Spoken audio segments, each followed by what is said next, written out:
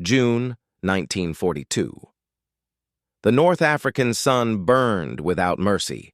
Columns of British prisoners trudged across the sand under German guard, helmets gone, boots torn, uniforms stiff with sweat and salt.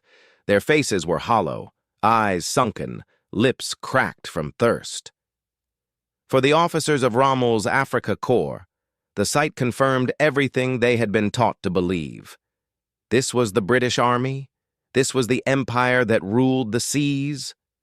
German officers laughed quietly as the prisoners stumbled forward. One colonel reportedly remarked, half-joking, "So this is the Lion of England? A tired animal indeed." To the Germans, these men looked defeated, not just physically, but culturally. Polite, quiet, restrained, no shouting, no defiance, no dramatic gestures. Exactly what Nazi propaganda had promised. An empire built on ships and ceremony, not real soldiers. And so, contempt followed the prisoners all the way across the desert. At that moment, Germany felt unstoppable. France had fallen.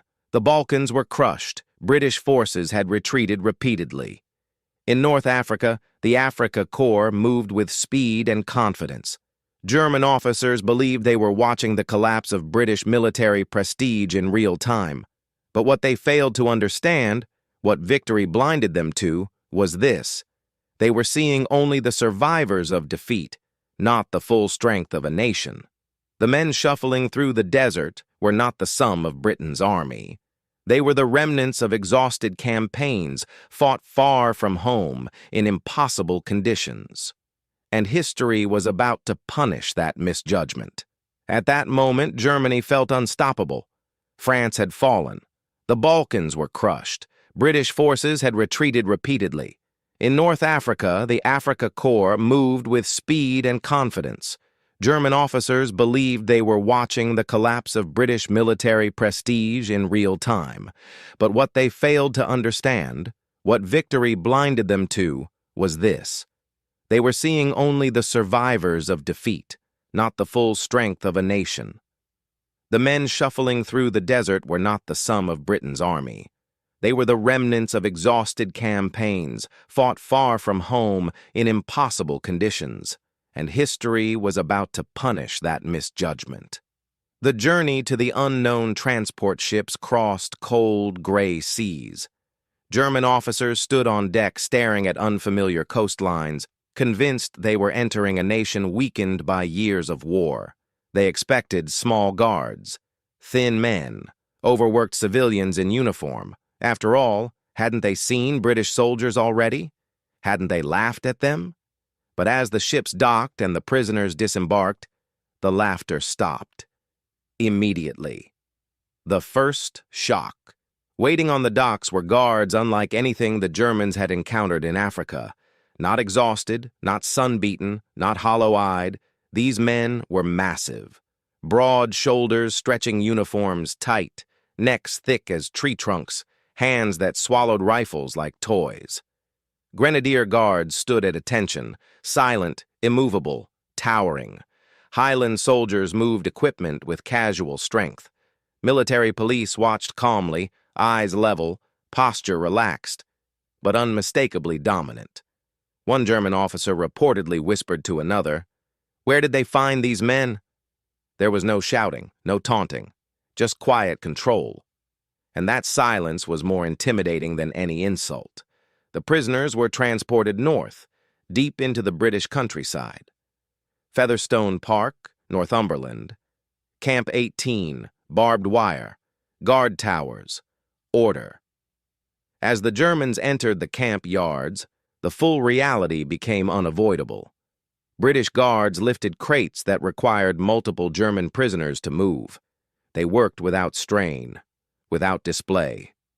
One POW later recalled, "We had believed the British weak. What we saw were men built like dock workers and farmers, calm, confident, and unafraid." The mockery of North Africa felt suddenly dangerous, because now the power dynamic was undeniable. The humiliation of comparison. What unsettled the German officers most was not brute strength. It was normalcy. These British soldiers did not act superior. They did not gloat. They did not seek revenge. They simply existed, physically imposing, emotionally controlled, disciplined. The Germans had expected bitterness. Instead, they encountered quiet authority, and that quiet authority forced an uncomfortable realization. They had judged Britain at its weakest moment. The men they mocked in Africa were survivors, not representatives of the whole. German military culture prized aggression, dominance, and intimidation. British military culture prized restraint, endurance, and understatement. What the Germans mistook for weakness was often discipline. What they mistook for politeness was control. A former German officer later admitted, "We thought calm meant fear. We learned calm meant confidence." The British Guards didn't need to prove.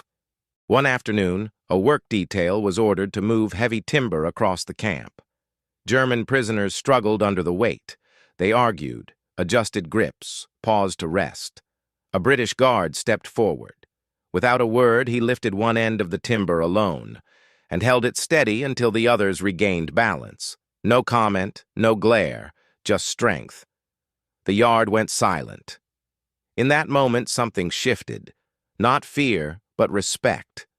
For years, Nazi propaganda had painted Britain as decadent, soft, and declining. But Camp 18 told a different story. These men were not theatrical warriors. They were workers in uniform. Men raised on physical labor, discipline, and understatement. One German prisoner wrote later, "They did not look like conquerors. They looked like men who could endure anything." That realization was devastating, because endurance wins wars more often than bravado. No lectures were given, no speeches made. The lesson was delivered simply by observation. By the way, guards stood watch through freezing rain without complaint. By the way they enforced rules calmly, consistently. By the way they treated prisoners firmly, but fairly. The Germans had expected humiliation. Instead, they received something worse, a mirror, a reflection of their own arrogance. No lectures were given, no speeches made. The lesson was delivered simply by observation.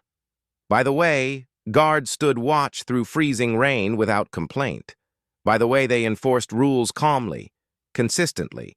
By the way they treated prisoners firmly, but fairly. The Germans had expected humiliation. Instead, they received something worse, a mirror. A reflection of their own arrogance. This story isn't about strength alone. It's about misjudgment, about how victory distorts perception, about how propaganda replaces understanding, about how nations reveal their true character not in triumph, but in endurance. The British prisoners in Africa were not symbols of weakness. They were proof of survival under impossible conditions. And the guards at Featherstone Park were not giants because Britain wanted to intimidate.